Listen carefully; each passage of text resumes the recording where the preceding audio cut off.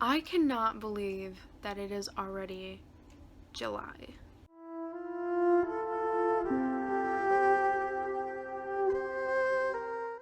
Hey everyone, it's Rose. Welcome back to my channel, and today's video is going to be a wrap up of all of the books that I've read in these last 2 months.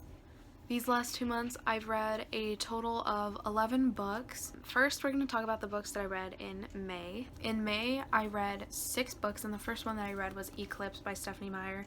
Unfortunately, I didn't get to read the white edition because I didn't have it yet, which is unfortunate, but it's fine. This is the 3rd book in the Twilight Saga. I enjoyed it for the most part. Like 30% of this book felt like a history lesson to me because it was being told through flashbacks, and like the flashback was like from hundreds and hundreds of years ago, and so that's why I felt like I was reading out of a history book in like high school or something, and I didn't really like that.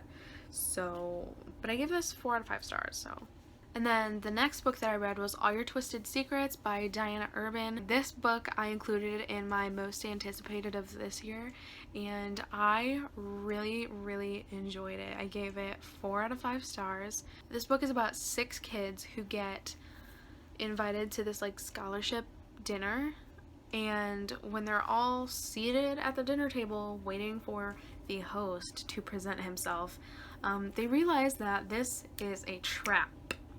And they are trapped in this very hot room with a bomb and a syringe that's filled with poison and a note that says you have 1 hour to choose one of you to die or you all die.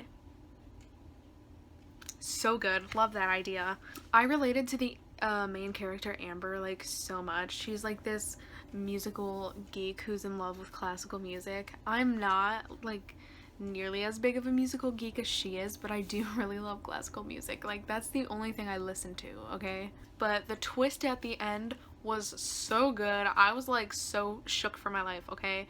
And the message that this book sends is so important, especially for teenagers, as this book is following a group of teenagers, but trigger warning for suicide, because suicide is talked about a number of times in this book. The next book that I read this month is The Science of Monsters by Meg Halfdahl and Kelly Florence. This one is a nonfiction book. It is about exactly what it says, the science of monsters, so we get to look at all of your favorite horror movies and your favorite horror characters, and we get to look at the science behind them and see if the people who created these movies and these characters were correct in how they made them. Does that make sense? For example, Halloween. We get to see other cases of kids who commit like really horrible crimes with seemingly no explanation, kind of like Michael Myers when he was a child. He just like killed his sister for no reason. We get to see other kids who do similar things like that. We also get to see Texas Chainsaw Massacre. We find out where that story comes from because that movie was actually based on true events, but those true events were not a Texas Chainsaw Massacre. They were based on a serial killer who was a cannibal. Things like that. And this book kind of reads like an English research paper, and that might scare some people away from reading this book, like if that's not really your thing, but I actually really enjoyed it. I gave it 4 out of 5 stars. It was so good. I actually borrowed this book from my brother, and he heard about this because he listens to a horror podcast and the hosts wrote this book, and that's how we found out about it. So these authors have a podcast about horror. If you're more interested in that than this book, then go check it out. The next book that I read was Me Before You by Jojo Moyes. I listened to this on audiobook. I gave it 3 out of 5 stars. I enjoyed elements of this book, like it was a hate to love romance, which I love, and I loved the idea of this book. It's basically about this woman named Louisa who gets a job taking care of this quadriplegic guy. So he does not have any use of his legs and his arms as a result of a spinal cord injury. The two main characters, I really love them together. I love how they interact, and the characters as individuals, I really love them, and I related to the main character Louisa a lot. I did not like her relationship with her sister. In the movie, her and her sister are really close and they love each other very much, but in this book they absolutely like hate each other. I don't necessarily know that the sister hates Louisa, but Louisa really hates her sister and they just fight all the time, and I didn't really like that. The movie was better, to put it bluntly. I really loved the movie, but the book really just didn't do anything for me. The next book that I read was The Short Second Life of Bree Tanner by Stephanie Meyer. This one was just like a little extra thing that she wanted to write after Eclipse, I guess. This book follows a character that we get introduced to in Eclipse. She has a very minor role, and we only see her in Eclipse for like 5 minutes maybe. But this book kind of shows us what her life was like when she was turned into a vampire to her death. I gave this book 3 out of 5 stars. It was a fun read, but I didn't really gain anything out of reading it. The last book that I read in May is a book that I'm not going to talk about because the author is nasty. You know what I'm talking about. Now let's move on to what I read in June. Before we talk about the books that I read, I want to talk about 2 books that I actually DNF'd in June, which is really surprising because I don't DNF books. I've only ever DNF'd 1, but I DNF'd 2 in a row. So this is very surprising for me.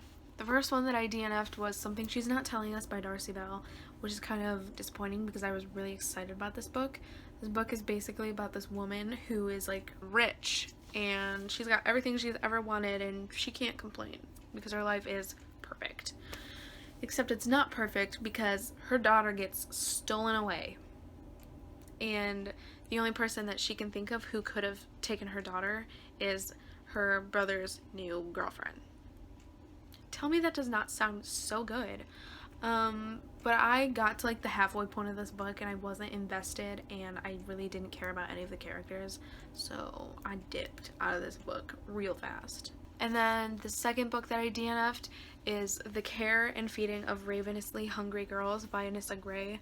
This one, I wanted to love this book so much, but unfortunately it just wasn't doing it for me. This book is basically about mother-daughter relationships, sister relationships, and family. But yeah, this book just wasn't really doing it for me. Again, same thing with Something She's Not Telling Us. I got to the halfway point and I didn't really care about anybody or anything, and so I just quit. So at the beginning of June, I did make a TBR that I actually wanted to stick to for once, but of course I didn't do that because I ended up changing my TBR because the Black Lives Matter movement kind of reignited like big time, so I wanted to switch out the books that I had planned on and replace them with books about racism by Black authors, about Black people. I had wanted to read White Fragility and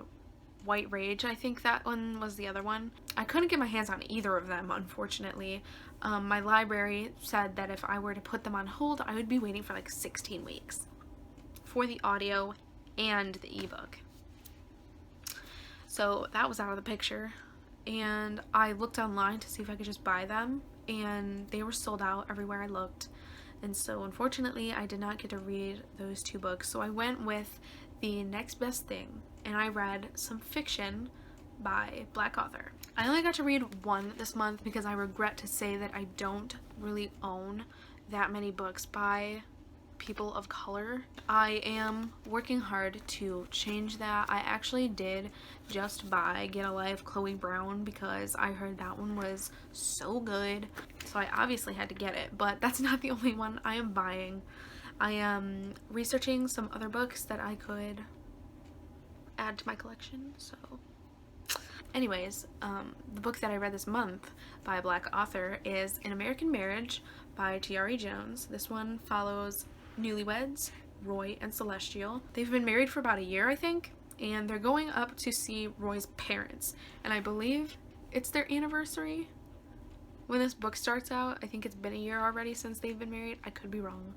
But Roy is falsely incarcerated. He is sentenced 12 years in prison, and Celestial kind of leans on her very close friend Andre to like help her out with this situ, you know what I'm saying? And so like a sort of like love triangle forms. She is in love with both Roy and Andre, and she's gotta like choose who she wants. Roy, the person that she's been married to, or Andre, her longtime best friend. I was hooked right away. The story was so good, and a pretty good chunk of this book was told through letters between two characters. I want to say it was at least 50 pages of this book was just letters, and I thought that idea was genius. I gave this 5 out of 5 stars.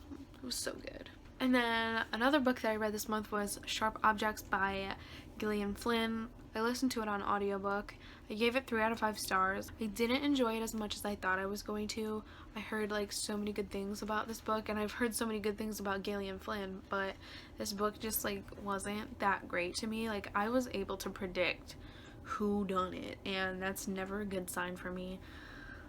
And it actually took me like a second to get into this book. These last 3 books I read were for Romance-a-thon, and I'll talk about them a little bit in this video, but if you want to know like all of my thoughts, then I will have my Romance-a-thon vlog linked in the description, and you can check that out.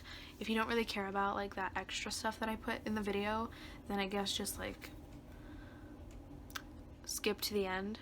But the 3 books that I read were 5-Year Plan by Carla Burgess. I gave that one 3 out of 5 stars, which is very depressing for me because I thought that was going to be the one that I was going to love, but obviously it was not. And then I reread this month for the readathon. I reread The Fault in Our Stars by John Green. I gave it 5 out of 5 stars, and this time it actually did make me cry. The past 2 times that I read it, I didn't cry. I don't know what was different this time, but it was so good. And then the last book that I read, the most recent book that I read, which the day that I'm filming this would have been like 2-3 days ago, but it was Regretting You by Colleen Hoover. This one is a new favorite book for me. It is 5 out of 5 stars. Chef's kiss quality. Love it so much, okay? So I am happy, very happy actually, with the progress that I'm making this year. At this point in the year, for last year, I had not read this many books. Currently I am sitting at 22 books read this year, which is so good for me because like before last year I hadn't read like 22 books in my life. So actually that's probably a lie. That's a little bit of an exaggeration, but either way, it's a big deal for me to have read this much so far this year because we still have 6 more months in the year, and I could definitely read way more. I am totally going to pass my reading goal for this year, which is 25 books. I already knew I was going to be able to pass it like a month ago. I knew I was going to be able to do it. And I am just so excited for the rest of the year and all these reading plans that I have for myself. So anyway, that is the end of today's video. I hope you enjoyed it. I hope that you enjoyed all the things that you read last month in June. Don't forget to like this video and subscribe to my channel and follow me on Instagram and Twitter. I hope you have a wonderful day, and I will see you in the next video. Bye.